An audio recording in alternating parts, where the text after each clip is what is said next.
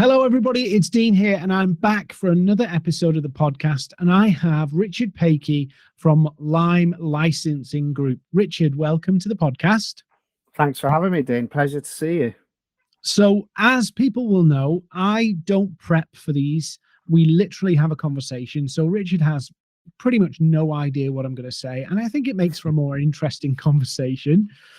And Richard, we'll edit out. If you have a Gerald Ratner moment, we will edit it out. Don't worry. I'll do my best. Richard, do you want to just tell us a little bit about what you do and what you're about? Yeah, happy to do so. And thanks again, Dean. And so I'm the managing director of Lime Licensing Group. And I think you'd really engage with us for two reasons. I think if you're looking to expand and grow a business, you'd come to us to help you franchise your business. So I think we largely deal with business owners on helping them with a growth strategy.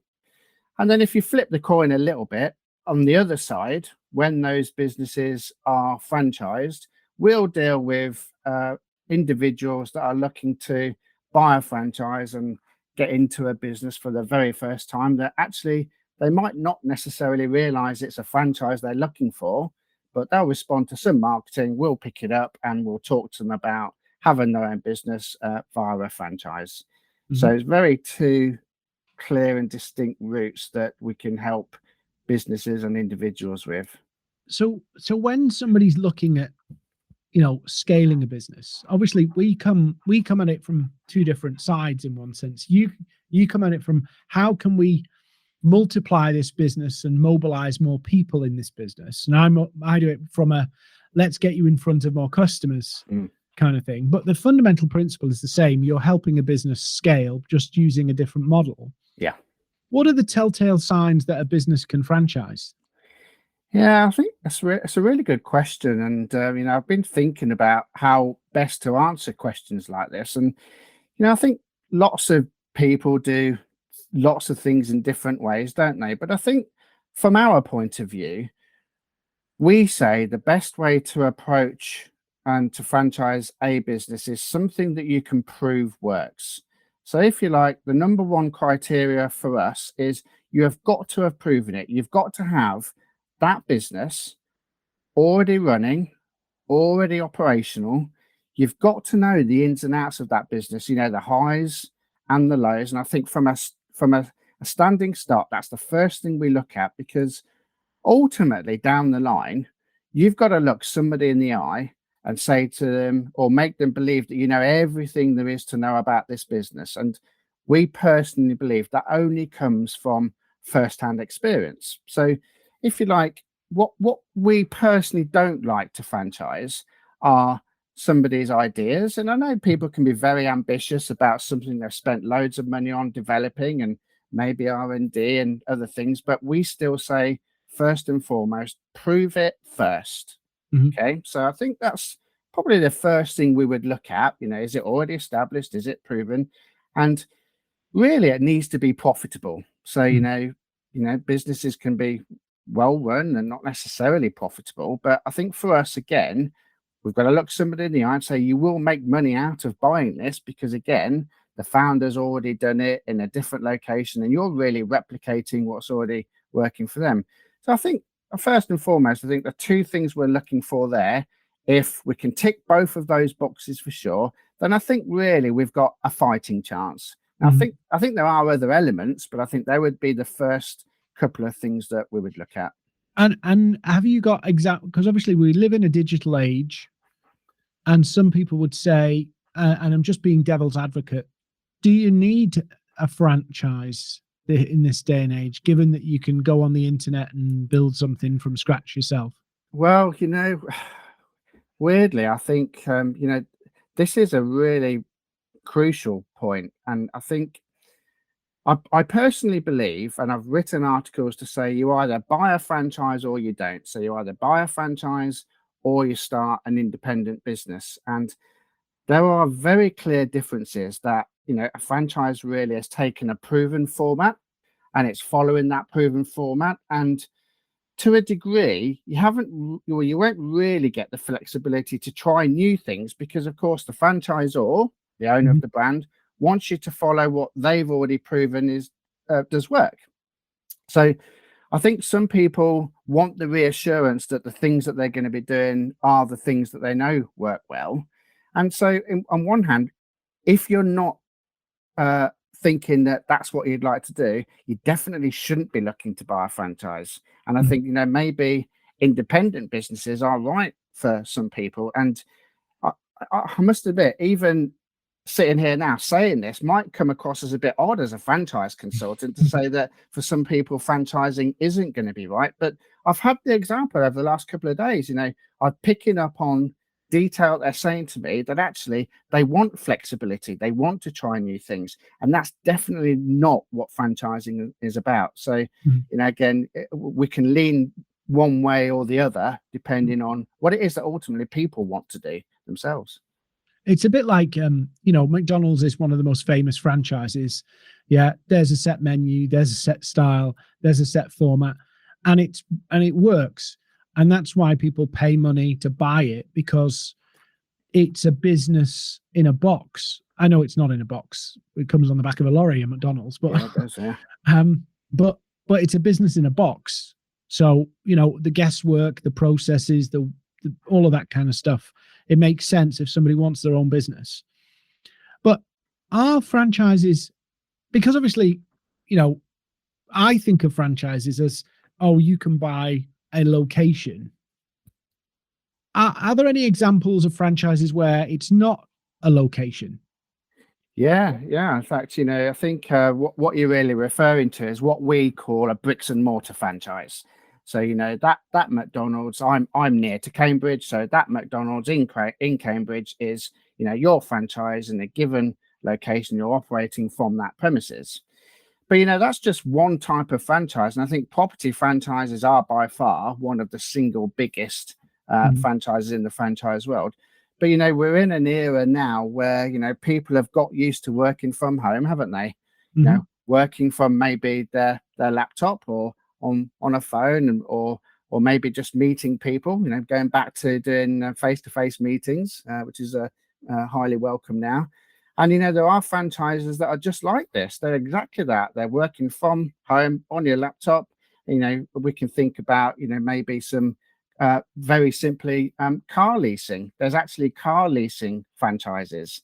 And again, you with a laptop and a phone, you're orchestrating deals to become a third party. But again, there'll be a franchisor that's trained you on how to find the people that are looking for the deals, how to deal with those people to help them buy, and then ultimately you're earning a fee on the business that you generate. So there can literally be as simple as that, and in fact anything in between. Wow. So so we're in kind of a space where post pandemic, some people have gone, do you know what? I don't want to do the corporate life anymore. Is that a lot of what you're seeing? People are going, do you know what? I want a simpler way of life. I want to do it my own way, carve my own path, but I want some degree of surety around income. Yeah, yeah, it's exactly that. And I think what we've always found in franchising for us anyway is whenever there's any economic reset, franchising always does really well. So, we talk about the things that have happened recently. We can talk about Brexit, we can Mhm. talk about pandemic. We're talking our way into a recession, but I suppose the numbers don't lie, do they? And I think it looks like we're heading that way. Mhm. And weirdly, franchising bounces back very strongly from that, because if you like, you've got two camps. You've got a business camp that actually they need to flip. They need to think, right, we can't keep doing what we've been doing. And food and beverage franchises were a really good example of this during the pandemic. All of a sudden, they couldn't open. Well, they're not going to survive if they can't open. So they thought, well, what can we do to be able to survive? Mhm. So they relied purely on delivery. I mean, and we were all doing it, weren't we? We were Mhm. stuck at Yeah. home. The only luxury item we could probably have was food. And if you look at me, you can see I was probably party to it. So all of a sudden, we were on Just Eats and Uber and all the other delivery aggregators. So they flipped that model that was largely based on footfall to being all of a sudden delivery. But then on the other side, you've got those individuals, like me. I was into this before the pandemic, but like me, where they've had a quite a comfortable corporate life and everything that comes with that. So long hours, and now they're restricted. But life at home looked very different, didn't it? All of Mhm. a sudden, can't go and do meetings. You can't be traveling around. But I'm realizing now, as a life at home means that actually that feeds into franchising very, very well. You've got some really highly skilled people, and unskilled as well. I'm not saying it's necessarily one target group, who realize there's life other than work and now want to take better control of what they've enjoyed during the pandemic. And again, they've slotted into franchising by making an inquiry on a home-based franchise, for example. And we're definitely seeing these types of people morphing into franchising on that basis. And Dean, I'm talking like, you know, hundreds a month, not the odd one here and there, hundreds of people a month. To give you an idea, we'd probably talk to 1,000 to maybe 1,200 people a month. And a significant proportion of those people right now are exactly as you describe. They've had that background and lifestyle, and now they just want a complete sea change. Mhm. It's So it's um it's basically, I mean, I think, I don't want to diss corporate jobs, but I think it's easy to feel, we can earn good money. You can earn good money in corporate. I've done some work, consulting work in the corporate world, and you can earn really good money. mhm. But sometimes you get to a point where it doesn't feel like it means anything. You have to have a life, don't you? And I think we've all been there. I wouldn't say I necessarily I was out and out corporate, but I've had that life where the things that I needed to do are dictated to, the locations that I need to go to are dictated to, the people I meet are dictated to. And yes, you have a degree of that in franchising, but all of a sudden there's an opportunity to still earn a decent income. Mhm. But now, because of the pandemic, like you say, we've realized that actually it's not all about work. It can't be all about growth. There is life after work, there is a family life. And actually, where is that happy balance? Mm. And you can take a drop in earnings to have a better home life. And some people will earn a lot more, some people will earn a lot less. But you know what? I think personally that franchising just gives people options. Mhm. And I think that's what this target group are looking for. They're just looking at, if I've been so one-sided in the past and I've become so blinkered, is franchising just an environment to give me that option? And they might want to have more home life. They might want to do more hobbies or other things, but it's just creating options. And I think again, it's just where franchising slots very, very nicely into that. Now, that's not saying, Dean, by the way, that a franchise means that you open the door tomorrow and there's a load of things that are done centrally for you and just sit and wait for things to happen. Mhm. As we know, don't we? Running a business is significantly more challenging than that. But you know Mhm. what? You're starting with, again, stuff and a library of things that, again, you're just being told, look, follow this first, be more ambitious later. But Mhm. you're not starting with nothing. You're starting with something which, again, they're used to that in that corporate environment. So again, franchising can follow that quite well. Yeah, I mean, when I started, obviously, my business, it was not a franchise, but it took me a few years to figure everything out. Yeah, it's a really key message, when we're talking to franchisees and helping them to understand why you would pay a franchise fee. And I say this to the entrepreneurial type. I say, look, in fact, I say this to business owners as well. I say, if you had your time again, so let's go back 10, 20 years, depends on how long they've been in business. If you knew what you knew today, but you could have gone back in 10 or 20 years and you'd figured all that out, and would you be prepared to pay somebody for the privilege of what you know today but got to know that 10 or 20 years ago? And I can tell you some of the figures, when I say, well, what would that be worth to you now, knowing what you know now but applying that to 10 or 20 years ago? Some people to me have said hundreds of thousands of pounds. Yeah. That's the money they've invested, lost, made a mistake on. We've all got business scars, haven't we? Yeah. But actually, when you put this into a monetary value, and I say, well, look, actually, the purple patch in franchising for that knowledge is probably somewhere between 10 to 20K.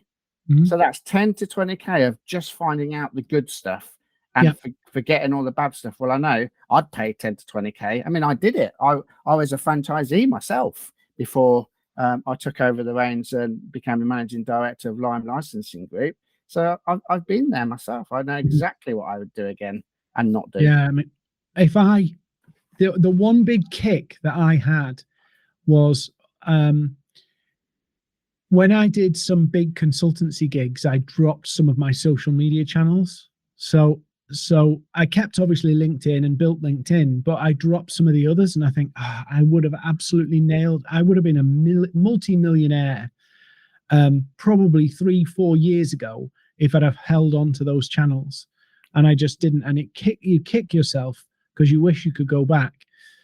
But just talking about, I want to kind of pivot a minute from, the jobs market's been pretty crazy right now. It's still upside down where there's more jobs than people.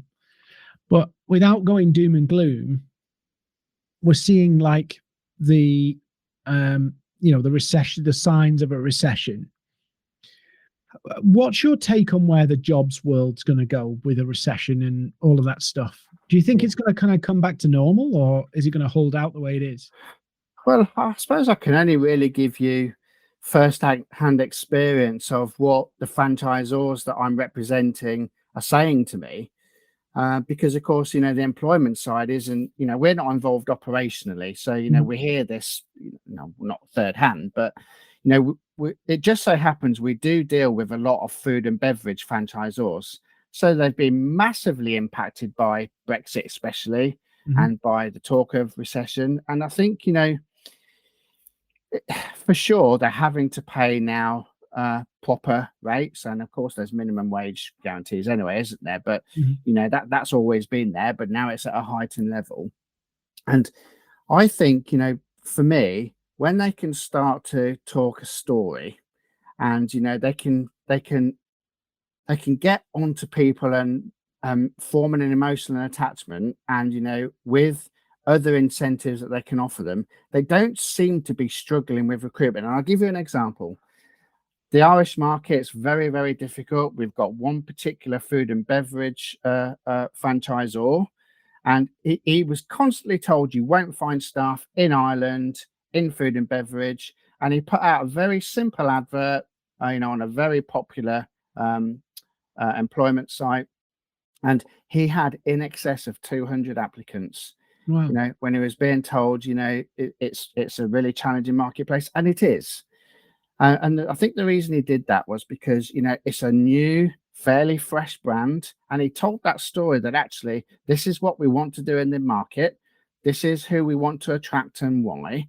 And can you see it's a story that they started to believe in? And I have to say, he got some very, very high caliber applicants. That business is now off the ground with the right number of staff. So I think probably going back to the question is, it just depends, doesn't it? It just depends on, have you moved forwards? Are you static, or are you showing some progression or something new and different? And I think that's what will attract people to that thing. So I think again, if we're all going to move forwards in a right and positive manner, I think this will be fine. We'll ride this out. It's Mhm. still going to be a challenge short to midterm, but I think long term it'll bounce back, and I think it'll actually bounce back even stronger. We've got, one of the best economies in the world. We've got some Mhm. of the best businesses, homegrown businesses. You can't stay deflated for too long. So, I have to be optimistic in this role, but I think genuinely as well. I think, we've got a dip. Business is about the peaks and troughs, isn't it?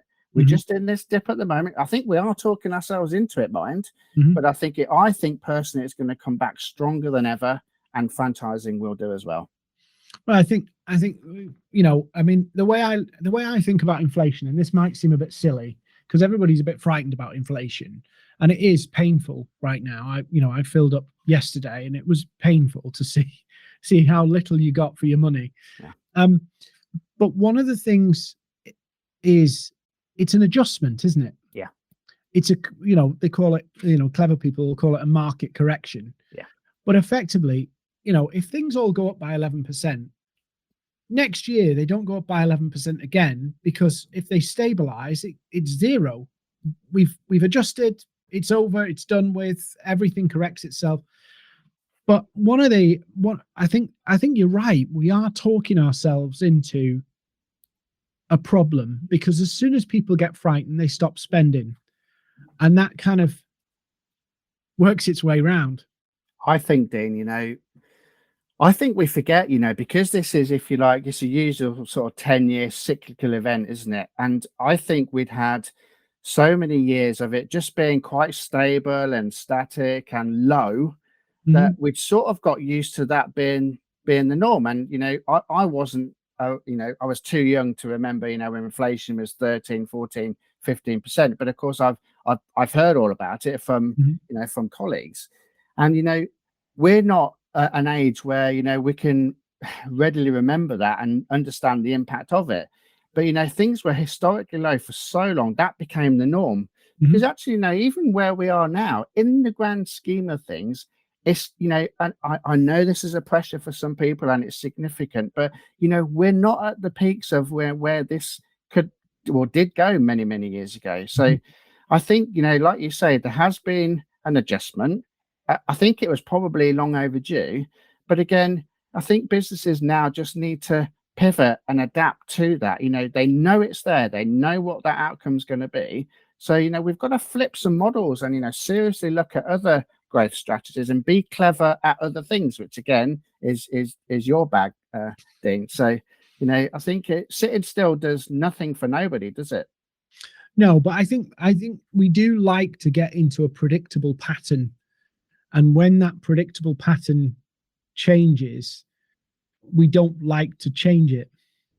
No, but we also deal with a lot of investor types. So, this isn't what we call in our world a single unit owner operator franchise. These are guys that typically live offshore. Mhm, They've got significant sums to invest, and they're looking at events like this where some people will think they need to scale back, and if you like, their business becomes devalued because they're affecting the growth of it. And I'm not kidding you, these guys are sitting there looking at those businesses and thinking, I can probably pick up some bargains right now. And I have, again, not very regular, but I have enough good conversations with groups like this that are just saying, the UK as a rule is stable. The UK as a rule does get growth. It's an attractive environment to be in. Let me tell you, there's no shortage of money out there. It's just that some of us haven't got enough of it yet, mm. but there's plenty out there. Yeah. It's when you see it in that sense, I think as well, sometimes from a business point of view, we can say, oh, look what's happening in the economy. Obviously, people don't have the money to spend. But for every person that isn't to spend able to spend money, there's somebody who is. And this is what I think we don't get. In the pandemic, we saw the hospitality sector really suffer, and it was horrific. Loads of people lost their livelihoods, and that's sad. But you also saw the other industries that absolutely boomed. And I think even in lots of different franchise worlds, there are people who will win and people will lose from everything. That's why governments can never please everybody, because there's always a loser and there's always Yeah, a winner. I think, Dean, I think we needed to be minded that, there are people hurting right now, aren't there? I Mhm, think, when you see the rise of the food banks, I think is a complete travesty. I've been in plenty of cities, since things opened up, and I've seen the amount of homelessness, which I have to say still shocks me to the core. I can't quite believe it personally, but maybe I'm just a bit blinkered. But so there are lots of people suffering. But like you say, on the flip side of that, there are actually individuals and businesses doing very well. And again, they have pivoted and adapted, and they're actually looking at the future as being very bright. They think that we've had the worst of it over the last few years, and mhm. they see it that actually there's the potential for the next 7 to 8 years of really boom time. So and I think we'll get companies like ours and yours that are trying to do things to make a difference. So I think, you know, we've also got to be minded of that we need to give back as well. So, you know, I think if we all collectively do that, then I think we've got half a chance, haven't we? You know, we'll certainly do our best to do the things right, won't we? Yeah. So you're working on both sides of the fence in terms of matching people who are thinking about franchise, or people who want to start a business, making sure that they're the right fit and they find the right fit, so you don't end up with somebody who wants to innovate a model. In fact, you've used your words really nicely there, Dean. I wish I'd used that, but the finding the right fit is just so critical. And I think you get some people that just think anybody can buy a franchise. And, you know, actually the franchisors equally want the right fit, you know, and I think deals only ever get done if there is the right fit all around. So we sit on that fence to make sure we're representing the franchisor and the brand correctly, and we're finding the right fit for them. But, you know, they understand that, you know, with us being so experienced and knowledgeable in this space for the time frame we have, we'll never do it to the detriment of the franchisee. So again, we look after the franchisee and say, you know, look, we need to understand what it is that you're looking for in your target investment level. And, you know, we'll position everything to you so you fully understand this franchise to make sure it's the right fit for you. So I think we generally come across as a third party consultancy firm, but, you know, we always say, look, we are representing this particular brand. That's why we're able to share the commercially sensitive information with you. But I just realized I didn't quite answer probably a part of your last question, and that is that actually right now the government want more people out of employment into self-employment. So would you believe it? There's even schemes right now in the UK that helps them to buy a franchise. It's not a grant, it's a loan, but it's a loan where the bar's set so low, you know, pretty much as long as you can prove who you say you are, you're probably going to get some significant funding towards buying a franchise. So again, there's probably never been a better time than now to explore buying a franchise. How does that work? That kind of franchise financing? Well, it's a government initiative. It's actually nothing to do with Lime. But again, if you can prove who you are, who you say you are, and then, you know, the detail behind the scenes are that the franchisors already worked with that institution to prove that, you know, they're a credible business and they're profitable and they can just replicate this in another location. So that entity understands the business setup, and then it's just literally an exchange of information. And as long as they fit the criteria and they've got a bank account, they're going to get available funding to help them buy it. Because again, the criteria there is we want more people out of employment into self-employment.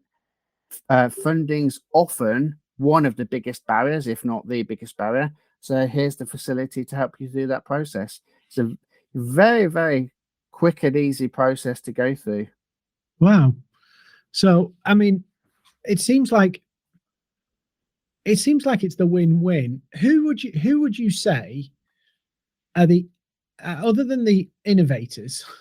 Who would you say are the who would you say the real good fit and bad fit types, if there are types? Yeah, of franchisees, Dean. Yeah, franchisees.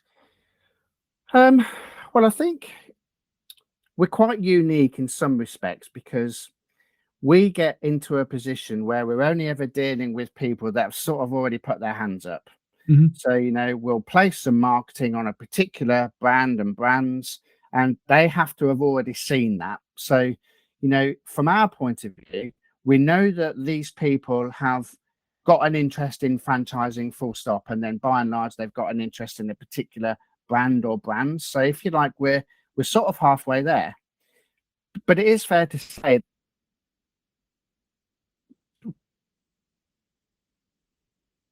that it's not necessarily the right thing for them. So it might be because what they thought the franchise was, it wasn't exactly as they thought it was going to be.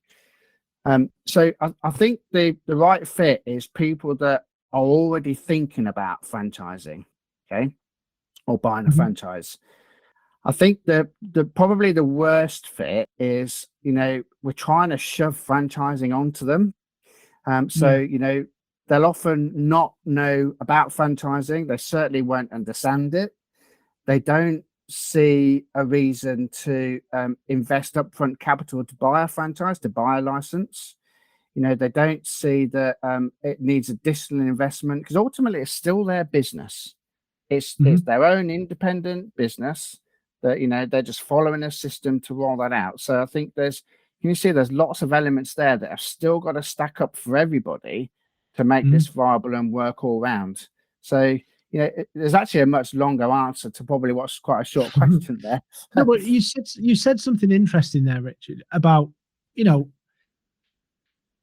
like, I can walk you through how my business works, but actually templating it almost,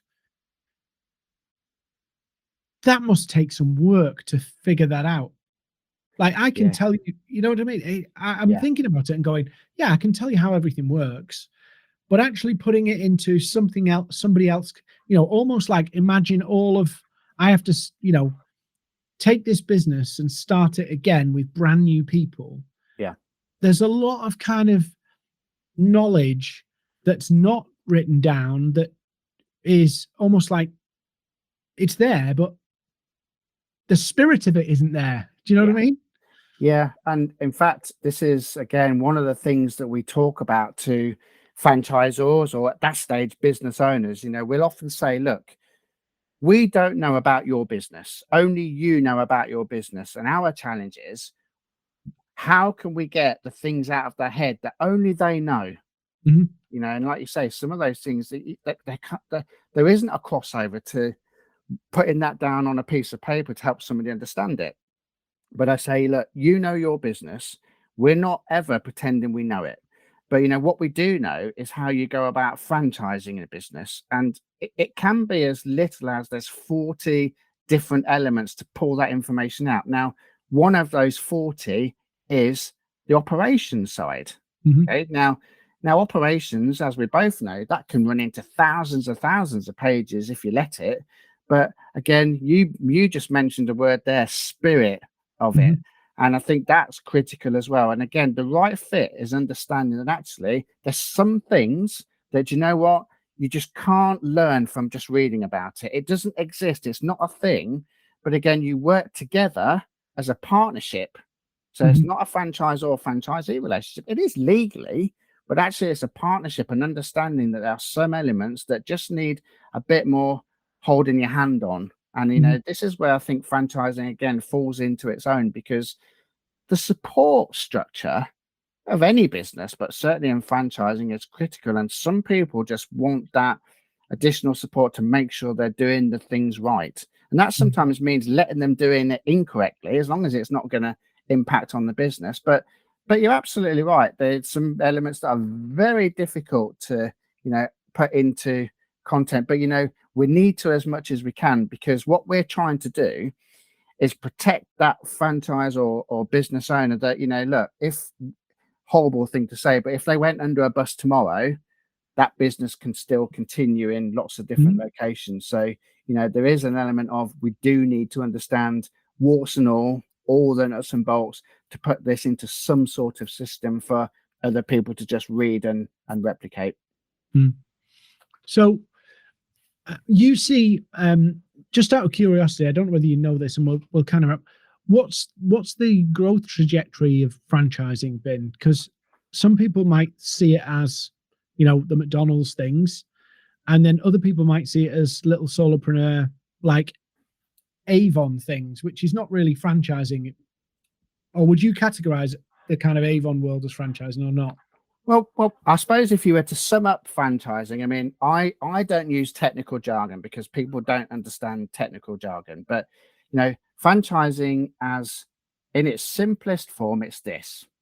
It's a historic business, so it's established, that's operating well and ideally profitable, but it's limited by its location, whether it's a fixed location, bricks and mortar, or whether it's an online presence. But it's got a limitation somehow, that if we were to literally take that, if you like, business in a box, and replicate in a different part of the country or in somebody else's bedroom or wherever it might be, it can be replicated. So, in its simplest form, that's really all it is. And I Mhm. think for a business owner, it's just another way to grow a business. And I think, probably a topic for another day is how you can exit a franchised business far better than you probably could do standalone. And as a franchisee, it's just a way of buying into that business and having a ready-made business good to go. I wouldn't say tomorrow, but within weeks, and not having to create those individual steps again.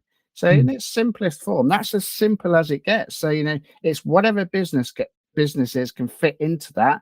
Like I Mhm. say, it could be the businesses that you've given examples of there, or the McDonald's. I think there's a misunderstanding about franchising. And I think if you just think about your local town, right? There's going to be some people that you're just familiar with because you see them regularly. And I mean, we'll give you an example of maybe a coffee shop, and you Mhm. see that person working in that coffee shop, and I think some people just make an assumption that because it's a big brand, that Mhm. that person that they know just works for that big brand. And I think that they don't probably appreciate that sometimes that actually that person that's working in there actually just owns that license. Actually, that premises is there. Yeah, a Is lot of under coffee shops are license, franchises, aren't they? massively so. Yeah. Although we need more, by the way. Um, but so you think that's still a local person operating at a local level, employing local people. It's Mhm. just they're doing it under the banner of a big brand, a big franchised brand. Now, Mhm. of course, everybody knows McDonald's, and I think if you ever asked anybody, give us two brands that you know about in franchise, they might say KFC and McDonald's. But it might just be that business that you see that you go and order your coffee from, or you go and order your sandwich from. They're not the big brands that you expect to see. They Mhm. could still well be a franchised entity. It's just that you've not been in enough towns to see them in, the next biggest town or city. Mhm. So again, I think franchising just has this inherent problem. There's a lack of understanding of it and who it can be and who works in there. Mhm. So yeah, very So much. You're just seeing the local level side of it, aren't you? just so that we can kind of fully dispel this myth, we see the McDonald's as a franchise. What other big names on the high street would you or big names would you know that operate franchising?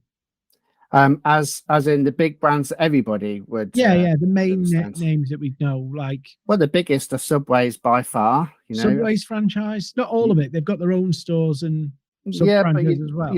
they're at 43,000 units around the world. Wow. Um, but some franchises could be 5, 10, 30 units, 100 units. It's just Wow. that you probably just haven't got them in your local village or town Yeah. or city. So and some franchises only want to be that sort of size. They don't necessarily want to be nationwide, or maybe the business sector means that they don't need to be running at hundreds of units.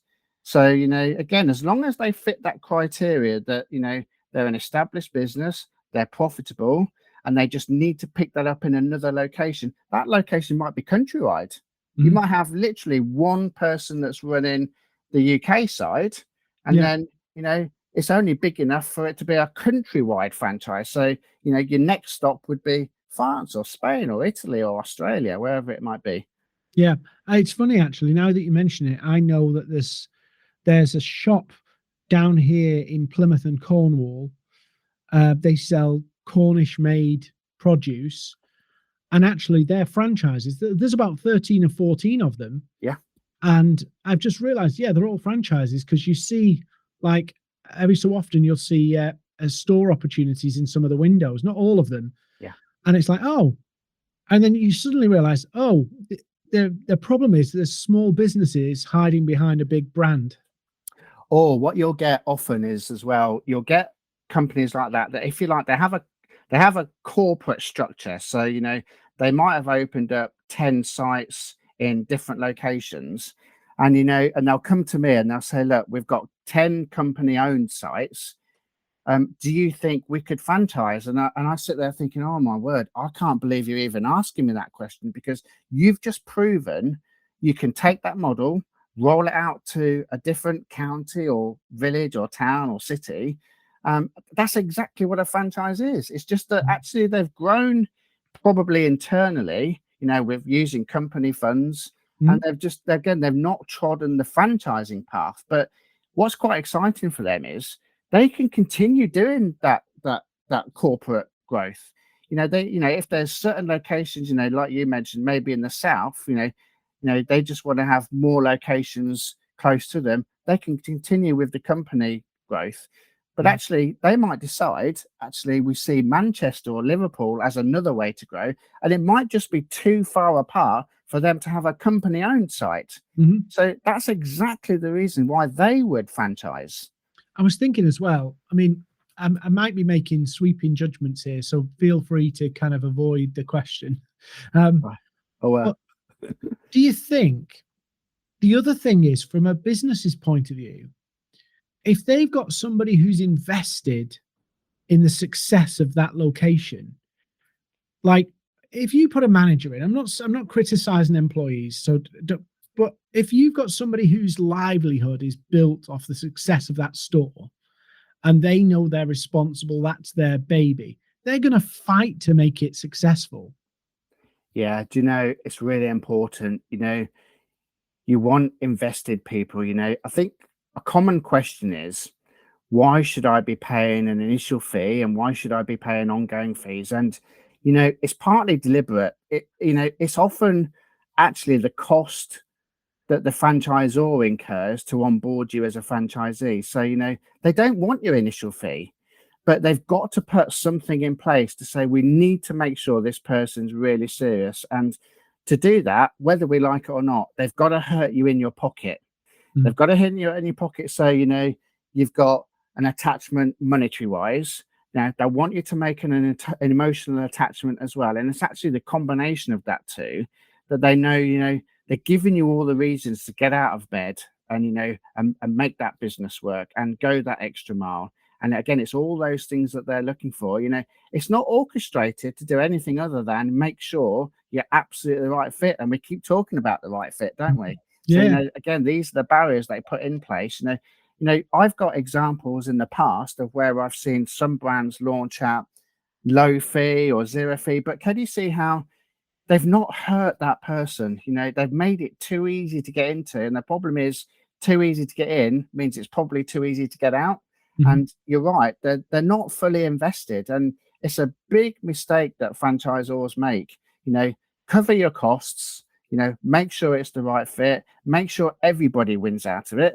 And then, you've got a very good chance. And the stats are, Dean, that actually, and this is a NatWest stat, so it's a credible stat, that 97% of franchises operate well.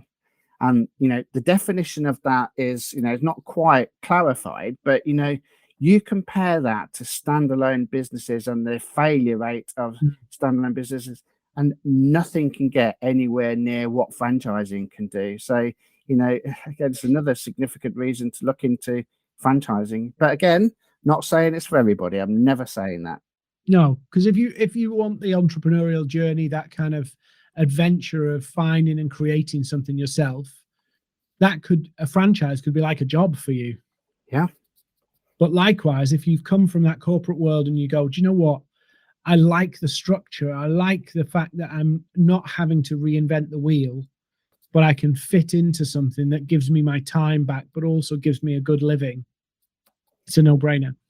And I've learned, having spoken to hundreds and hundreds of people a month, everybody's got different motivating factors, haven't they, to do Mm, anything in life, in fact. And, I suppose the art for us is to just to try and understand, what it is.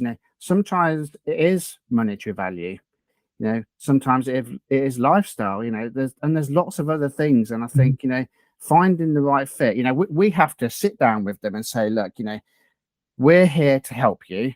But, to do that, we need to know about everything. So tell us what it is. What's your influencing factors? mhm. And, and sometimes we have to lean them towards one franchise rather than another, because we know what the influencing factors for the franchisors are. And again, you know, if we can't align them, it's never going to work, is it? Yeah. I suppose it's a bit like, you know, you can get a franchise where it's you doing it, and you can get a franchise where, you know, we're putting a manager in, and actually, you know, a bit like I think, is it Pizza Hut franchise as well? Yeah, it is. Yeah. Yeah. So, you know, I'm not going to cook pizzas in there, but I might go, do you know what? I'll run a Pizza Hut, and I'll run a KFC, and, you know, I'll run this. And actually what you're doing is, it's more like investment businesses in that case. Yeah. In fact, it's called exactly that. It's an investor franchise. But again, I think that's largely reserved for bigger groups, you know, who want to open 10 to maybe 30 sites simultaneously. I have to say the market has shifted significantly towards owner operator. You know, a franchisor wants to deal with a person that's directly responsible for running that franchise, and you know they've got a working knowledge of literally inside that business. So you know they know that, you know, somebody's literally on the ground, you know, running that business. But you know, like you say, sometimes, you know, you might have a massive site. Well, that can't be down to one person, but what it does need is somebody to put that team together, and the right team to then roll it out. So there's different things for different types of franchises. So, Richard, this has been fascinating, looking at the franchises and really how they fit, especially for people who are looking to go, I want the leap, but I want the leap into something proven. So, Richard, I'm going to just say thank you so much for joining me today. I don't know what's happened to my camera. It's just knocked off there. Thank you so much for joining us. Richard, where do you want people to reach out to you?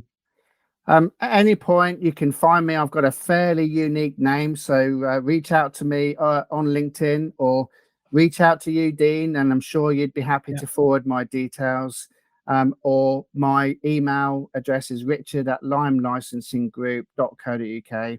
So any of those channels, I'm more than happy to talk to anyone, in fact. Yeah, awesome. Richard, you've been a star. Thank you for coming on, totally unscripted. And guys, do check out Richard on LinkedIn. If you're curious about franchising from either side, you want to jump into it, or you've got a business you think might go to it, Richard is your man. Thanks again for joining us.